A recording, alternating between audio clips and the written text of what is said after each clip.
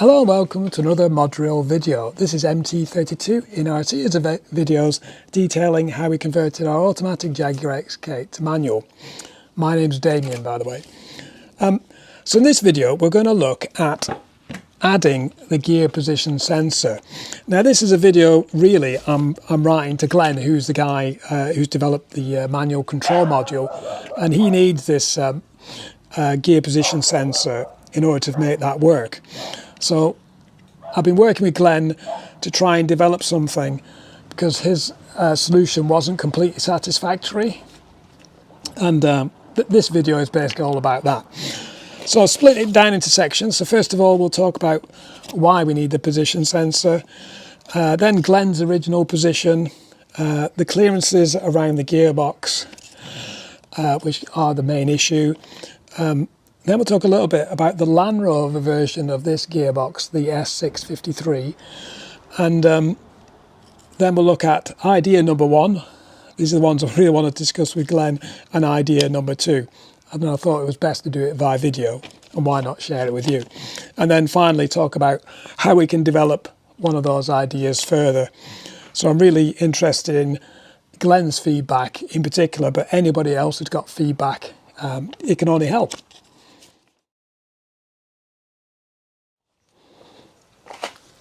Okay, first of all, we'll talk about why do we need this gear position sensor and actually this magnetic carrier that work as a pair. Well, basically this attaches to the input shaft or the selector shaft of the gearbox, and as it rotates and moves backwards and forwards, depending on what gear you're in, this sensor can actually tell where the magnets are positioned and therefore tell you what gear. Now Glenn needs this because his MCM, the manual control module, sends signals out to the car depending on the gear selected. So it's pretty crucial that we have that. I've actually asked him if we can do it theoretically by the gear ratio, but yeah, it's not possible. This is the only definitive way to actually find out what gear you're in, is actually to basically feel it. Okay, so that's why. So let's talk about where Glenn's positioned it. So the obvious place is to take the magnetic carrier and mount it directly to the selector shaft in this area, and then mount the sensor over the top. And Glenn's done that successfully by creating a 3D printed bracket that comes across, bridges through these pivot points. He's got fitted a steel bolt through that and a plastic sensor carrier, and that works. But unfortunately he's had to modify the tunnel because the clearance around this area is very tight. So let's take a look at the clearances for a moment. Then I'm going to try and demonstrate by using a piece of wood. So Glenn had mounted his sensor here, and he was saying it was particularly tight. So assuming the clearance is something like this to the gearbox or to the tunnel, actually from this point here, roughly here, the transmission tunnel opens up sort of like this to clear the bell housing. So this is where this idea is actually to try and fit something in this area. So we're going to take a look at that. And actually, interestingly, there is already a sensor here. Okay, so looking at the current sensor, this actually is already a magnetic sensor.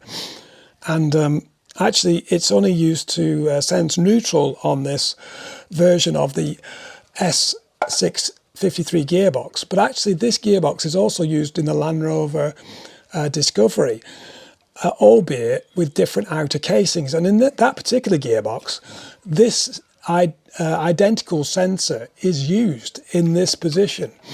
So it does give us some idea that this should be okay. So to remove this sensor, we need a T20 Torx bit.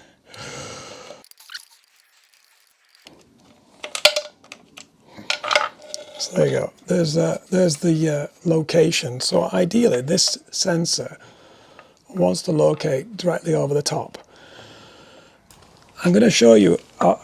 I'm going to show you some pictures now of the S6-53 gearbox as used by Land Rover with its gear position sensor in situ. Now the the selector shaft runs basically all the way along here, underneath there, and actually you can see the end of the casting here. So it's interesting that this, you can actually see the insert in the casting here. There's a little interchangeable insert in the mould. They swap out to actually put cast the mounting for this sensor. Yeah, you can just see it there. So if you look at this gearbox and the potential differences between the Land Rover one, well, first of all, this there isn't a sensor mounting point on the S-Type Jaguar version. Plus, the rear casing is completely sealed. There's no way to bolt the extra transaxle needed for the four-wheel drive Land Rovers. So in theory, albeit it shares the same gearbox number, S6-53, the outer casing, both of them are different. The question is really, is it possible to swap out this front casing for one of the Land Rover ones to get that gear position sensor mounting point, which would make it really slick? And our chances are this selector shaft probably has the hole needed to put this magnetic sensor. But that's quite a big job. I don't really want to be doing that. We'll see if we can't fit the sensor and some sort of mechanism.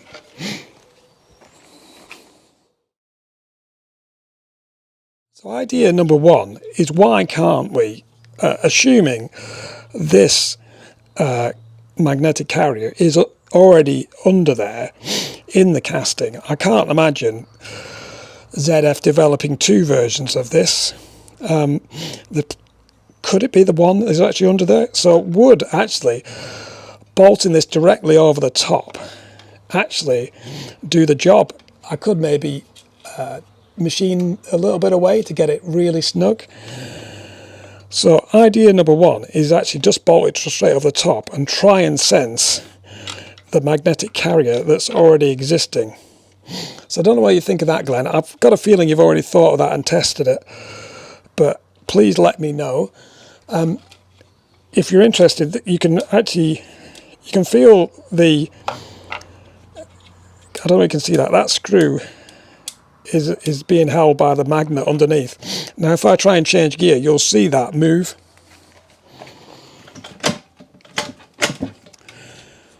So it's definitely been affected by the magnetic position forward and backwards. The question is, when I move to sidewards, it's not really moving.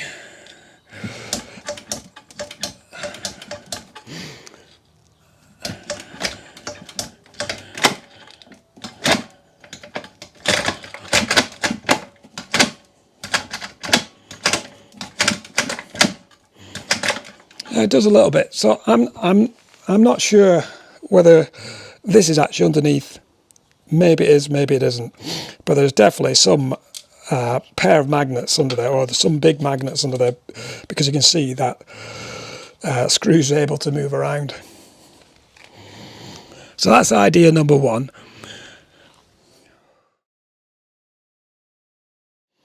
So this is idea number two. So the idea here is to have some sort of track rod end offset in a little bush here that'll actually transfer the rotation of the selector shaft into a parallel shaft running above. Now I'm going to try and do this in 6mm diameter. This is 14. This is using that old British Leyland selector idea, and then actually we'll mount the magnetic sensor over the top via a flexible joint here. Where have I put that? Yeah. But I might need a solid pivot here as well, or maybe able to might need to hold the shaft, because obviously this is going to want to sort of do that, and possibly we'll lose some rotation. But with this offset mechanism, it does magnify the angle, so a bit of that might not hurt. It might, losing a bit of rotation might actually help us. The one concern, obviously, this is an additional mechanism that might rattle, might fall off, but overall the height might just work.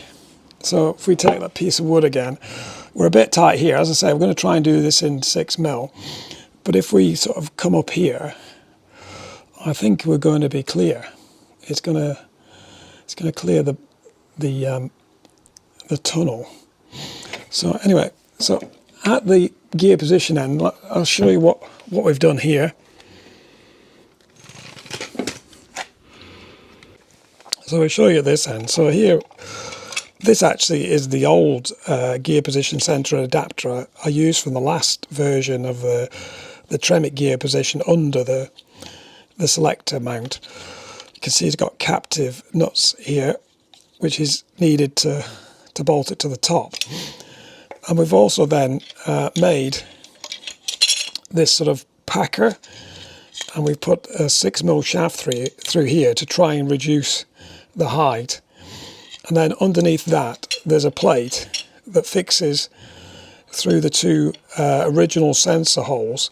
So the idea here is we'll use a 6mm diameter rod running through and build it up for the sensor, and hopefully there's enough rotation clearance in that housing.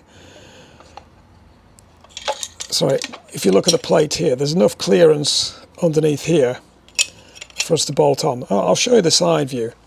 Okay, so let's build it up. So first of all, you got this base plate. The idea is there's a couple of holes that will use to fix to the casing.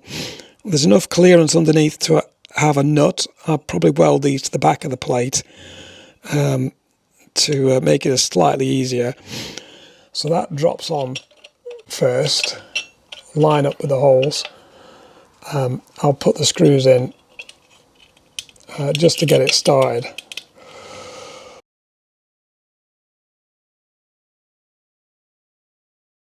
Okay, so the idea then is we've got this packer piece.